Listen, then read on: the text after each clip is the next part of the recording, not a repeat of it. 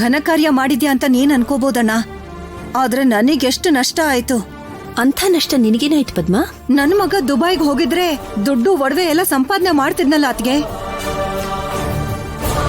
ಆ ಕುಮಾರ್ನ ನಂಬಿ ಇವನು ದೇಶ ದಾಟಿ ಹೋದ್ರೆ ಎಷ್ಟು ಅನಾಹುತ ಆಗತ್ತೆ ಗೊತ್ತಾ?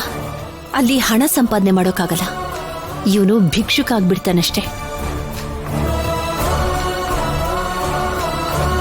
ಯಾಕೆ? ಎಲ್ಲರನ್ನೂ ನಂಬುವಂತ ಮೃದು ಮನಸ್ಸು ನಮ್ ಸೀನುದು.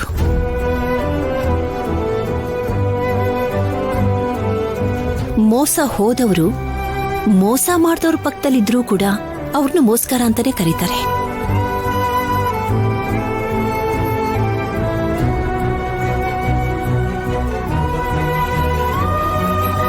ಏನೇ ಓಸಿ ಅಂದ್ರೆ ದುಡ್ಡಲ್ಲ, ಅಲ್ಲ ಅಲ್ಲ. ನನಗ್ ಗೊತ್ತು. ನಿಜವಾಗ್ಲೂ ನಿನ್ ಮಗ ಅವನ ಜೊತೆ ಹೋಗಿದ್ರೆ ಅಲ್ಲಿಂದ ಚಿನ್ನ ತರ್ತಾ ಇದ್ನೋ ಇಲ್ವೋ? ನೀನ್ ಕೂಡ್ಸಿಟ್ಟಿದ್ದ ಚಿನ್ನ ಕೋತಿ ಕುಮಾರನ್ ಕೈಲಿ ಇದ್ದಿದ್ದು ವಾಪಸ್ ನಿನ್ ಕೈಗೆ ಬರ್ತಾನೆ ಇರ್ತಿರ್ಲಿಲ್ಲ. ಅದಕ್ಕೆ ಸಂತೋಷ ಪಡು. ಅದೃಷ್ಟ ಅಂತ ನೀನು, ದುರದೃಷ್ಟ ಅಂತ ನಾನು. ಏನೋ ಬಿಡು, ಎಲ್ಲದಕ್ಕೂ ಕೇಳ್ಕೊಂಡ್ ಬಂದಿರ್ಬೇಕು.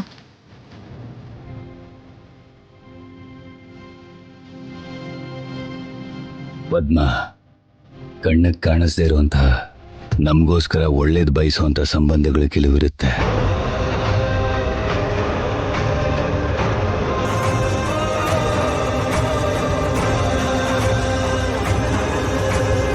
ಕಣ್ಣು ಮುಚ್ಚಿದೀವಿ ಅಂತ ಅದು ನಮಗೆ ಕಾಣೋದಿಲ್ಲ ಅಂತ ನಾವು ಅನ್ಕೊಳ್ಳೋದು ತಪ್ಪಾಗುತ್ತೆ.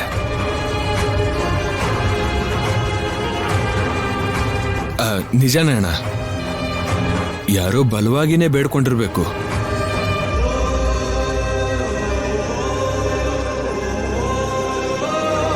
ಇಲ್ಲಿ 2 ಪಾರ್ಟಿ ಇದೆ ಬಿಡಿ. ಪಾರ್ಟಿ ಎಷ್ಟಾದ್ರೂ ಇರ್ಲಿ, ನನ್ನ ಮಗನ್ನ ಹೊರದೇಶಕ್ಕೆ ಹೋಗ್ದಿರೋಕ್ ಸೇವ್ ಮಾಡಿದ್ದಕ್ಕೆ ರಾಜಲಕ್ಷ್ಮಿಗೆ ನಾವೆಲ್ಲರೂ ಸೇರಿ ಒಂದು ಪಾರ್ಟಿ ಕೊಡ್ಲೇಬೇಕು.